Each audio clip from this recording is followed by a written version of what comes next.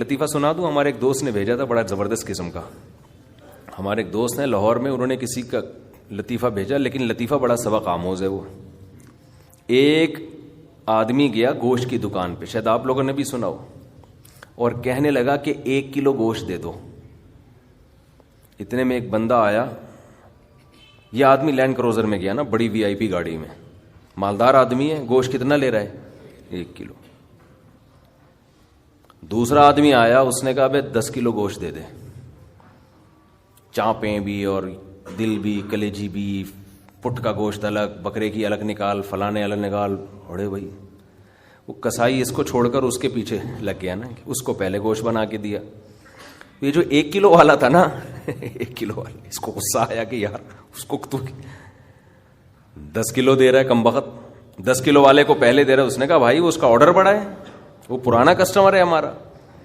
اس نے کہا یار اس کے پاس اتنا پیسہ کہاں سے آیا کہ اتنا ویسے گوشت لے کے جا رہا ہے.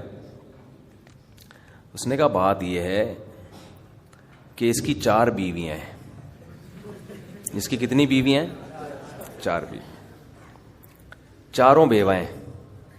اور یہ چاروں بیویاں کسی مالدار آدمی کی بیویاں تھیں جو ان کے لیے بہت پیسہ چھوڑ کے گئے اپنی بیویوں کے لیے. اس مالدار نے کھایا کم اور بچایا بولو زیادہ. اب بچانے میں زندگی گزر گئی اس کی, تو ظاہر ہے کھانا نصیب نہیں ہوا, مر گیا. وہ مر گیا جب میں نے اس اسٹائل سے کہا نا, تو مجھے وہی یاد آ گئے لڈن جعفری, اللہ تعالیٰ مر گئے پھر دوبارہ زندہ ہو کے, کچھ اسٹائل اچھا تھا. تو بچایا نہیں, اور سوری بچا کے مر گیا. اب ظاہر ہے بیوی جو تھی ان کو پیسہ مل گیا ٹھیک ٹھاک. اب ان کے پاس پیسہ ہے, بندہ مارکیٹ سے شارٹ ہے. عورت کو ظاہر ہے پیسے کے ساتھ شوہر بھی تو چاہیے نا, اس میں بھی ڈیزائرز ہیں, اس کو بھی ضرورت ہے میاں کی. تو یہ غریب کا جذبہ تھا 4 شادیاں کرنے کا نا, تو یہ کرتا چلا گیا. پرانے والے کا سارا پیسہ کس کے پاس آ گیا؟ اب یہ بیوی کے خرچے پہ کھا رہا ہے, یہ بچا نہیں رہا. ظاہر ہے عورت کا پیسہ ہے, تو یہ دوسرے کے پیسے پر ان کی بیویوں سے شادی بھی کی ہوئی ہے, اور اس دوسرے کے پیسے پر کھا بھی رہا ہے. اس لیے یہ 10 کلو گوشت لے کے جاتا ہے. سمجھ رہے ہو؟ اس نے فوراً کہا میرے لیے بھی 10 کلو بنا دے, میں نہیں چاہتا میرے مرنے کے بعد میرا ہوا بچا پیسہ کوئی اور بے غیرت استعمال کرے. معذرت کے ساتھ, ابے پہلے خود تو کھاؤ. اس وقت جو تمہاری حاضر سروس بیوی ہے, بولو تم جب تک میری بیوی ہو تو کھاؤ, ٹھیک ہے نا, تم بھی کھاؤ میں بھی کھاؤں گا. مر گئے تو بھائی وہ اس کے لیے نکاح کا دروازہ, اور جب ہمارے بیانات چل رہے ہیں تو یہ تو اور دروازہ کھل گیا ہے. پہلے تو بیوہ کو رشتہ ہی نہیں ملتا تھا نا, اب تو بہت سی بیوہ ایسی مارکیٹ میں آ گئی ہیں, پیسہ بہت ہے, بندہ نہیں ہے, ہم اپنے خرچے پہ شادی کرنے کے لیے تیار ہیں, کوئی شریف آدمی مل جائے ہمیں. اب تو ایسی بیوہ بہت آ گئی ہیں مارکیٹ میں کہ جی پیسہ ہمارے میاں بہت چھوڑ کے گیا, بندہ نہیں ہے.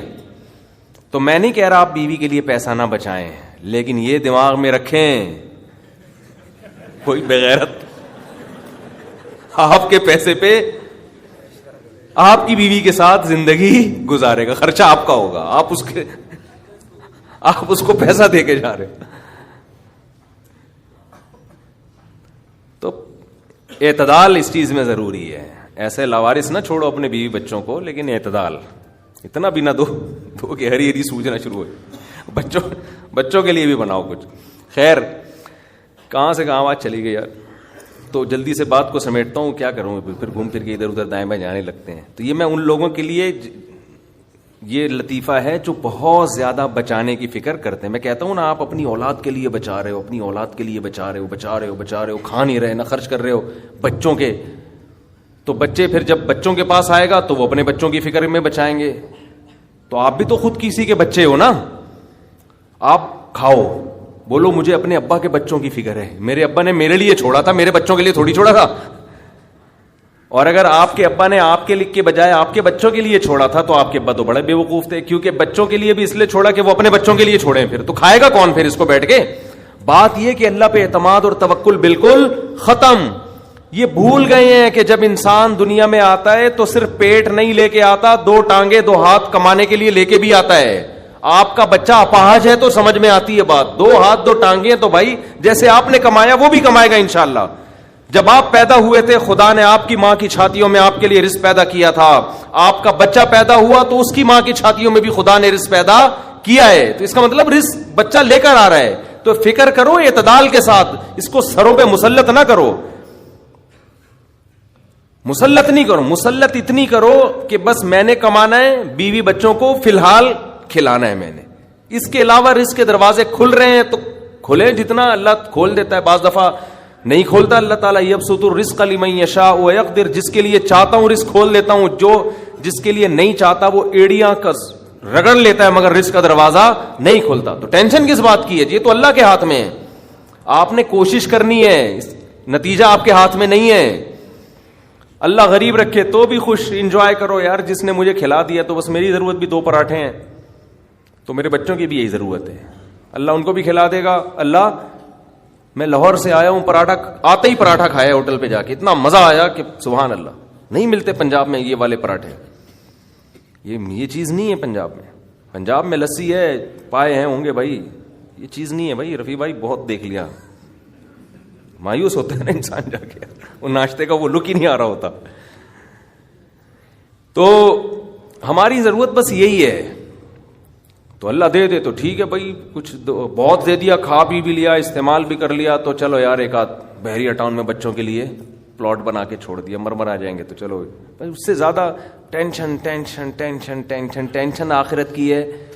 ہمارے ایک دوست نے پراپرٹی لی, اس کے ساتھ ہی قبرستان بھی ہے, تو بار بار وہاں کھڑے ہو کے بول رہے ہیں کہ یار دیکھو, میں ان سے کہہ رہا تھا, ان کو ڈرا رہا تھا, میں نے کہا آپ اپنا پلاٹ دیکھ دیکھ کے خوش ہوتے رہتے ہو, اصل پلاٹ تو یہ ہے, یہاں ہے, تھوڑے دنوں میں کدھر آنا ہے, ادھر آنا ہے. میں نے کہا یہاں آپ جو پلاٹ لیا اس پہ مکان بناؤ گے 10 15 20 سال کی کہانی ہے آپ کی, اس سے زیادہ کی مجھے سفید بال دیکھ کے لگ رہا ہے کہ ہوگی نہیں. اور یہاں 20,000 25,000 30,000 پتہ نہیں کتنا رہنا پڑے. تو جب اپنی پراپرٹی کو دیکھنے جاؤ, ساتھ میں یہ قبرستان پہ تھوڑی دیر کھڑے ہو کر دیکھ لیا کرو کہ یار آنا کہاں ہے, ادھر ہی. تو اتنا زیادہ خوش ہونے کی بالکل بھی ضرورت نہیں ہے. اس کی تیاری کیا کی ہے, اس قبر کی, اس کی تیاری کرو. اس کی تیاری ہے راتوں کو تہجد, اللہ کے سامنے گڑ گڑانا, نظر کی حفاظت کرنا, حرام کھانے سے اپنے آپ کو بچانا, اپنی اولاد کی اچھی تربیت کرنا. یہ اس کی تیاری ہے اس قبر کی. ذکر کرنا,